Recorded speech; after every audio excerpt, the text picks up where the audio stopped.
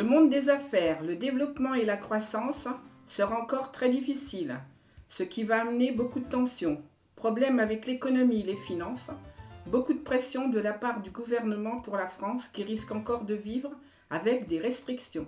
Climat très sérieux. Les grèves, les révoltes, la rébellion au niveau des classes laborieuses, toujours autant de chômage.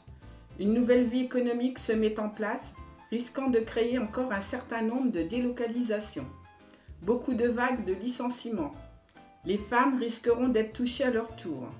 Une bonne nouvelle cependant au niveau du travail, des postes d'agents de sécurité devraient être créés. Nous allons aussi avoir des problèmes avec l'enseignement concernant le choix des langues à adopter, ce qui va amener des revendications.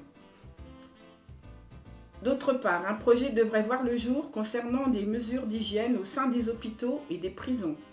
Beaucoup de révoltes au niveau du milieu carcéral concernant la sécurité suite au nombre important de détenus dans les prisons. Tensions et difficultés ennemies au sein de l'État qui n'hésiteront pas à recourir à la trahison pour parvenir à leur fin en faisant des coups bas. Les Français auront l'impression d'être tournés en dérision, ce qui amènera un climat de confusion et de trouble.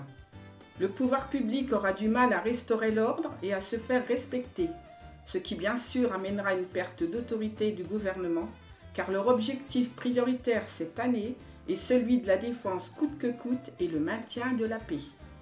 Il y aura encore beaucoup de manipulations de la part du gouvernement pour faire passer les lois, donc danger menaçant pour l'équilibre mondial financier et la sécurité du pays, car les restrictions budgétaires seront toujours d'actualité.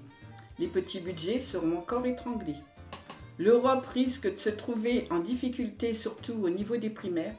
Des réputations vont encore tomber. Des scandales seront encore à l'ordre du jour. On n'a pas encore fini avec les trafics financiers.